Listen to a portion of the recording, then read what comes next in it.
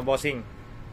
So for today's video mga kakalbo, meron tayo ditong HTM na brand ng party box na speaker. So siya ay 8.5 times 2. So dalawa yung speaker niya na size 8.5. Alright. Nakalagay dyan ay 3000 watts PMPO. 4 hours siya. Siyempre ito yung 4 hours. Ito maximum volume yan. So kung di siya naka maximum volume, mas tatagal pa siya. May pre siyang microphone. Yung lights niya yung nandito. Alright. Meron siya, ayan, LED display sa ibabaw, USB, memory card, FM, may auxiliary. Ayan. So, yun lang naman. 5 volts, mga bossing. 18,650 yung milliampere ng battery niya. So, HTM brand. Magandang brand na po yan ng mga local na speaker. So, ayan. Ito po yung kanya ibabaw. Yung pinaka power on niya ay itong master volume na rin.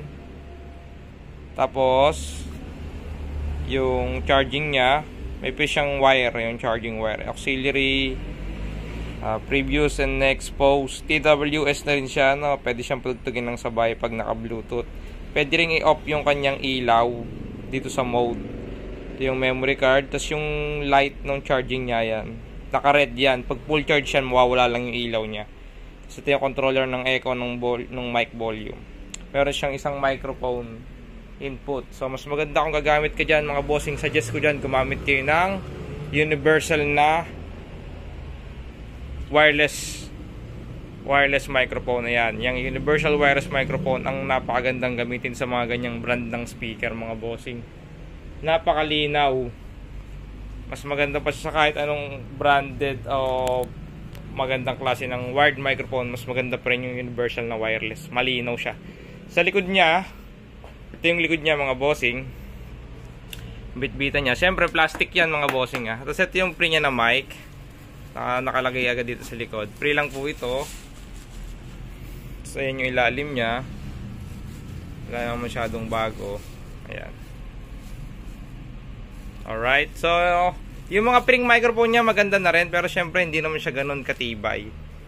Alright, so mas maganda kang bibili pa rin tayo ng mic. So ito yung isa, yung nakaraan, yung K80. So yung K80 isa lang yan. Pag hinati mo tong A2, A3, K80 kakalabasan yan. Alright mga bossing, sound check tayo.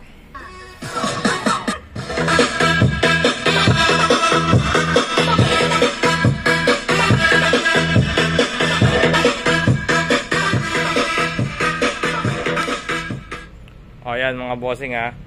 Pagdating sa sounds niya, okay naman siya. Maximum volume niya ay 30. Tapos ito yung LED display niya. Pakita ko sa inyo. Ayan. So, the Bluetooth device is ready to pair. So ayan, nagsasalta pa yung Bluetooth niya. Wala tayong magagawa doon. Kasi iba na-off yun. Ito naman, nasubukan ko, hindi siya na-off. Pero yung ilaw niya, na-off yan. So hold mo lang yan. Ayan. Dito siya. Bluetooth. FM tuner. FM radio.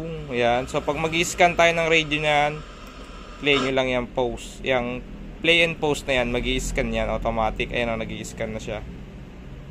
Alright. Sa sounds niya, okay naman mga bossing. I suggest dito, mga volume nyo, 25 lang. Ganyan. Kasi pagka nagtataas tayo hanggang 30 kasi yung volume niya. Pag nagtataas tayo ng volume, lalo't ma-bass yung sounds, nagdi-distortion na siya. Alright. So yan, magkano ito sa amin? Siyempre ang benta namin dito ay 1,799 mga bossing. Dalawang 8.5. Alright. So maraming salamat po sa patuloy na sumusuporta kay Kakalbo Vlogs. So dito po ay makakapanood kayo ng mga bago, tsaka yung mga ibang luma na unit, TV, speaker. Yan po yung mga binablog natin. Yan. So ang store ko po ay located po sa Barangay Anos, Los Baños, Laguna. Maraming salamat po.